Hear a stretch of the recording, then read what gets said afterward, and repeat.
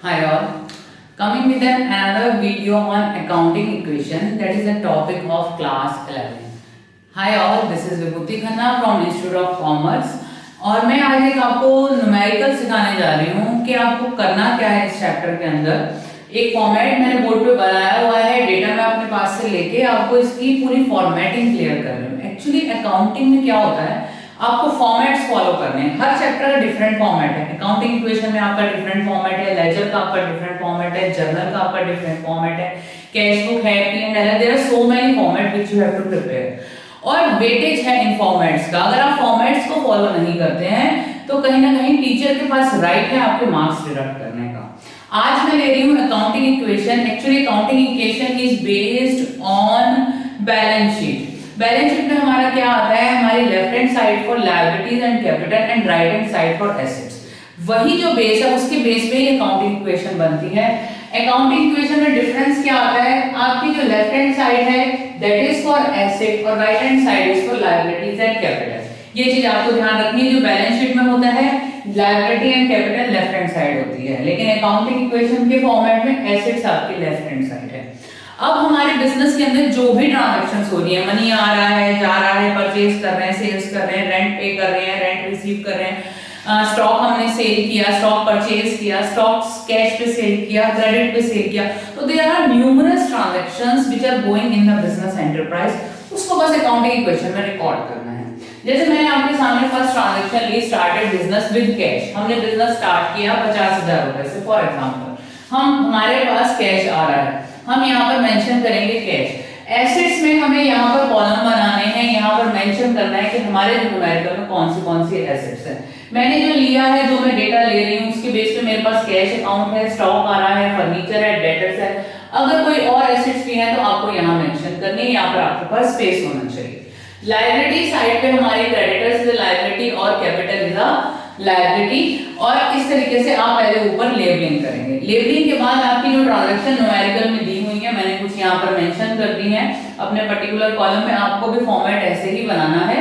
तो started business with cash, हमारे पास business आ रहा है 50,000 रुपीज का और 50,000 रुपीज हमारे पास बिजनेस में आ रहा है, that is consider as capital. ध्यान रखिएगा अकाउंटिंग इक्वेशन में कोई भी ट्रांजैक्शन है दो जगह रिकॉर्ड होती है। हमारा डबल एंट्री सिस्टम है। Every transaction is affecting two accounts. तो यही कॉन्सेप्ट है। बिजनेस में हमारे पास कैश आया और that is also consider as capital. तो अब हम क्या करेंगे, हमें इसके बाद एक लाइन बनानी है, we have to make a line और यहाँ पर हमें मेंशन करना है न्यू इक्वेशन। ये न्यू इक्वेशन जब यहाँ मेंशन करेंगे तो जो भी ऊपर आइटम है उसका हम एग्रीगेट लेके चलेंगे। यहाँ आया आपका 50,000 रुपीज, यहाँ पे फिर से आपका आया 50,000 रुपीज। हमारी left hand side equal to right hand side. हमारी फर्स्ट ट्रांजैक्शन रिकॉर्ड हो गई। सेकंड ट्रांजैक्शन मैंने लिखी है परचेज गुड्स फॉर कैश। हमने स्टॉक परचेज किया, हमने गुड्स परचेज किया। फॉर एग्जांपल वो भी मैं ट्रांजैक्शन ले लेती हूँ 60,000 रुपीज की। अब अगर हम स्टॉक परचेज कर रहे हैं तो हमारे पास स्टॉक आ रहा है, स्टॉक में हमने किया प्लस, यहाँ पर मेंशन किया फॉर कैश, यानी आप उसकी पेमेंट भी कर रहे हो। 60,000 ना लेके मैं यहाँ पर सिर्फ 20,000 कर लेती हूँ।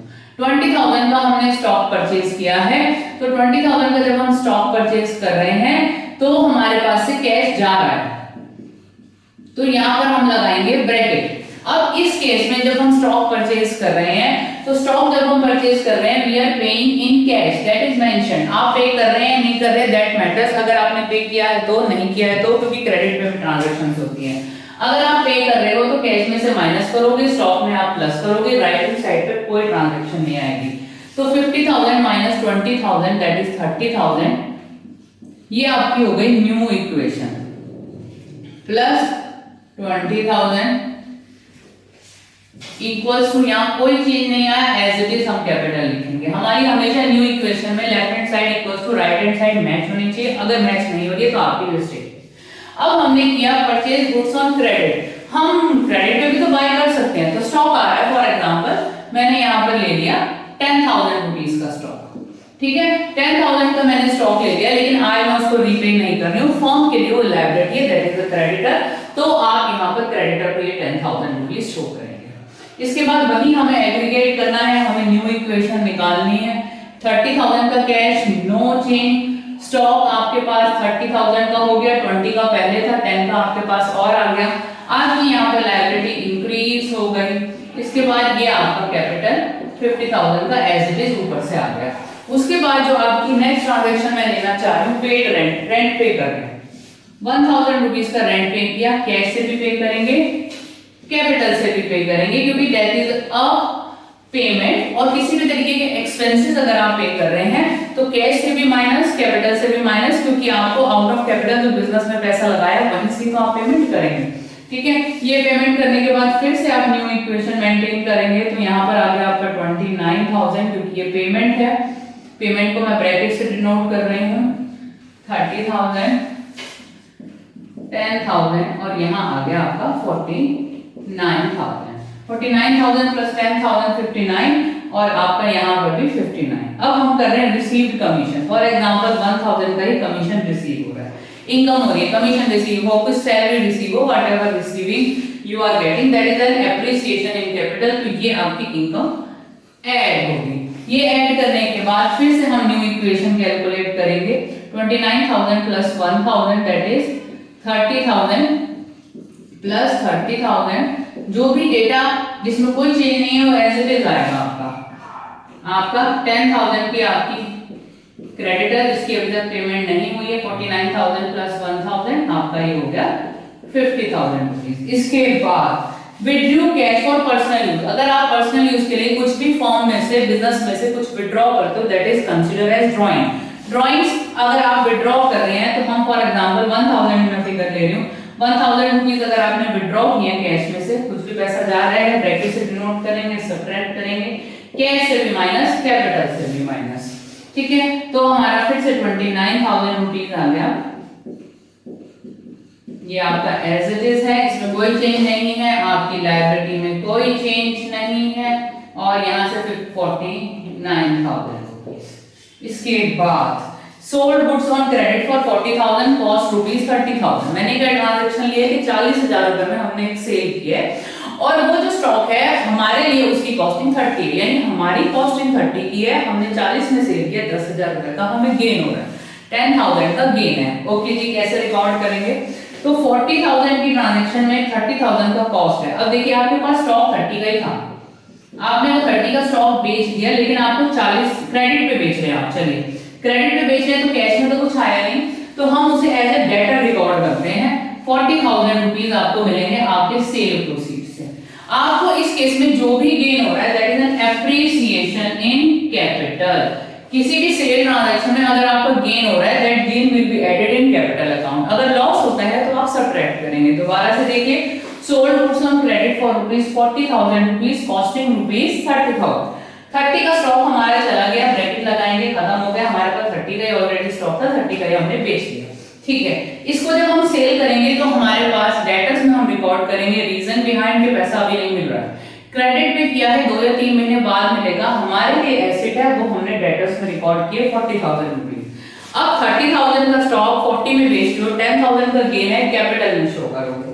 कैपिटल में शो करने के बाद अब हम इसे फिर से न्यू इक्वेशन जनरेट करेंगे। न्यू इक्वेशन हमेशा आपको जनरेट करनी है, लाइंस वगैरह का ध्यान रखना है।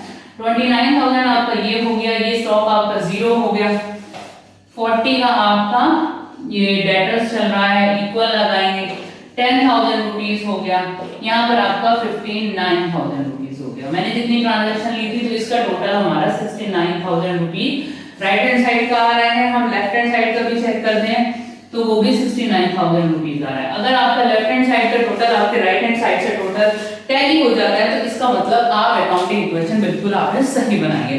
और ये बिल्कुल क्लियर ट्रांजैक्शंस को सिर्फ रिकॉर्ड करना है। This is the easiest chapter I must say. और आपका इसका वेटेज भी होता है जो आपके अब मिड टर्म आने वाले हैं सितंबर में, तो ये क्वेश्चन तो आपका कंपल्सरीली आना है।